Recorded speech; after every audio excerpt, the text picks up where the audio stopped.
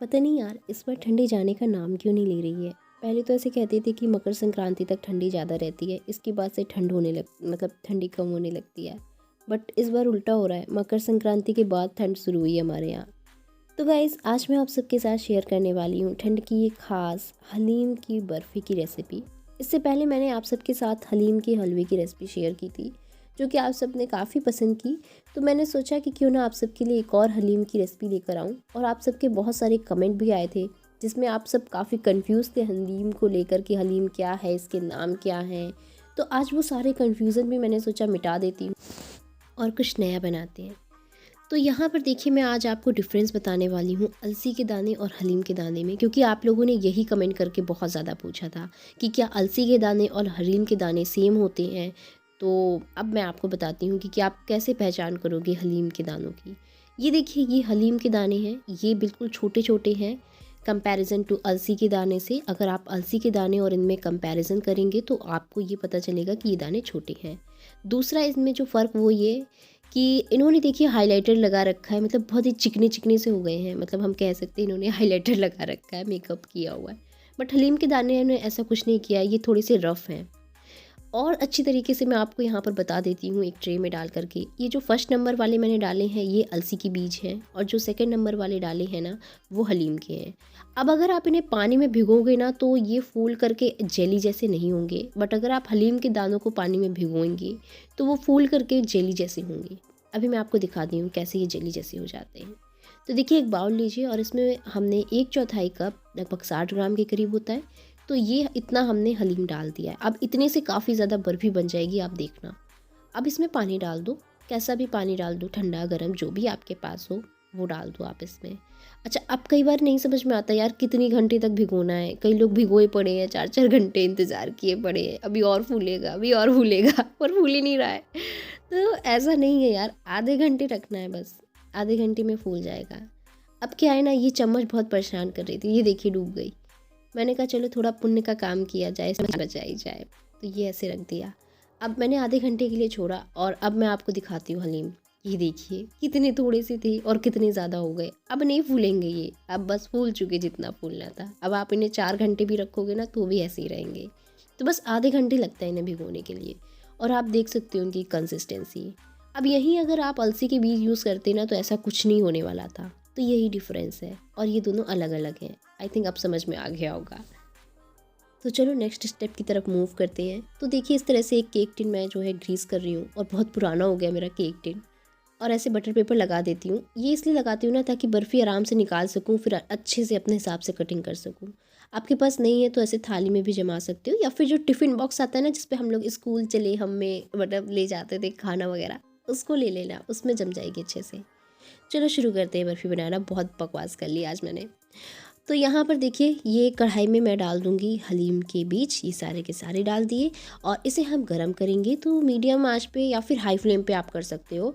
ऐसा मैं इसलिए कह रही हूँ क्योंकि काफ़ी ज़्यादा पानी होता है तो सूखने में टाइम लगता है, तो हाई फ्लेम पे पका लेना, कोई दिक्कत नहीं होगी। अब हलीम के बीज में क्या क्या पाया जाता है उन सब की भी बात कर लेते हैं कि क्यों हम इतना जोर देते हैं ठंडियों में हलीम खाने के लिए।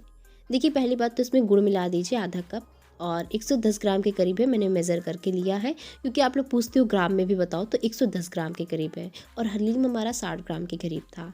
अब दोनों को अच्छे से पकने देंगे क्योंकि गुड़ अभी पानी छोड़ेगा, तो इसे ऐसे पकने देंगे जब तक बात कर लेते हैं इसके गुड़ों की।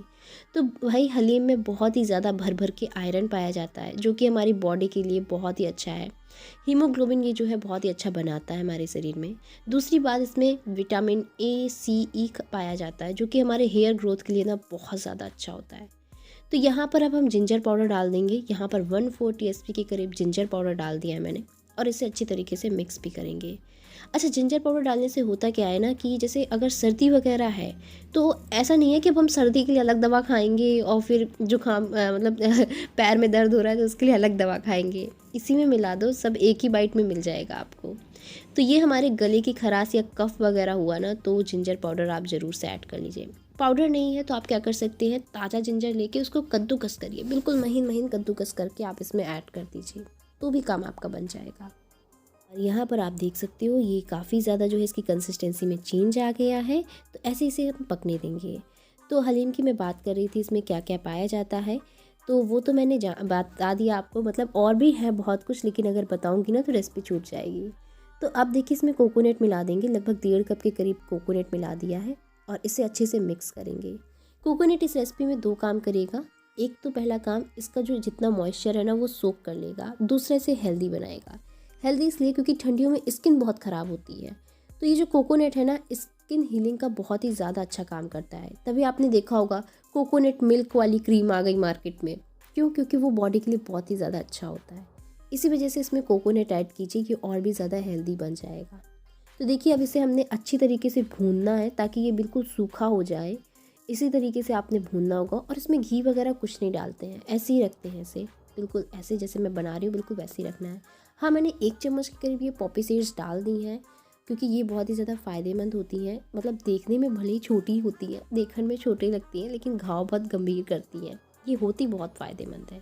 ठंडियों में जैसे अगर आपको कमर वगैरह में दर्द हो रहा है ना, तो दर्द से छुटकारा देने के लिए पॉपी सीड का हलवा खाया जाता है।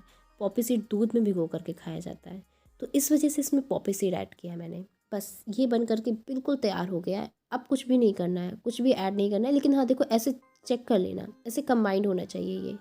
अगर ऐसे कंबाइंड हो रहा है ना तब आपकी बर्फ़ी आराम से सेट हो जाएगी। तो क्या आज से पहले आपने हलीम की बर्फ़ी देखी थी? अगर नहीं देखी थी ना तो यार झटपट से लाइक कर दो। बहुत ही मतलब मेहनत लगती है, सोचना पड़ता है और फिर आप लोगों के लिए इस तरह से खुश-खुश के नई-नई रेसिपी लेकर आती हूँ। और देखिए इस तरह से केक टिन में डाल देंगे।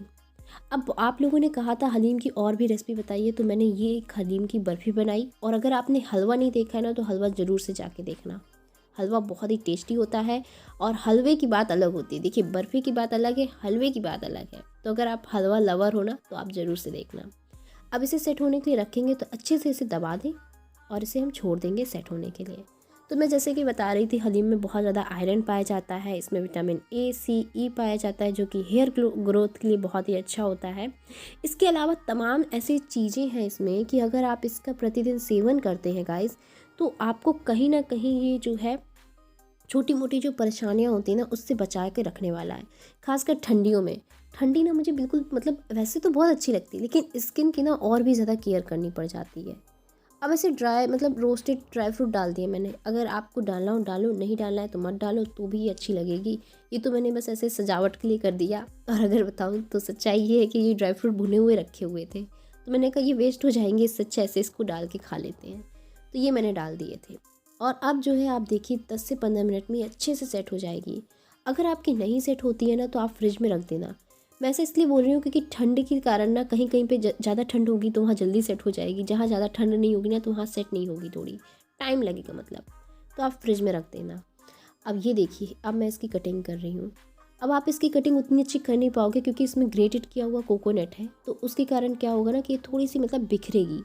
ऐसा नहीं है कि बर्फ़ी सेट नहीं हुई है, बर्फ़ी अच्छे से सेट है, लेकिन क्योंकि कोकोनट है तो इसके कारण ये बिखर रही है। तो बस अब आप इसकी कटिंग कर लीजिए। और आपको कितना खाना है इस बात का बहुत ध्यान रखना है। ये नहीं कि पसंद आ गई तो बस खाए पड़े, ऐसा नहीं करना है।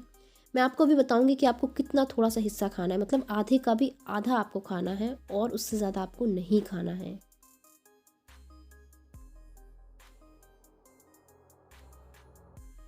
तो बस ये देखिए मैं आपको बता रही हूँ आधे का भी आधा आपको खाना है। और एक बात, इसको कभी भी चीनी से मत बनाइएगा, हमेशा ये गुड़ से ही बनता है। तो मिलते हैं नेक्स्ट रेसिपी।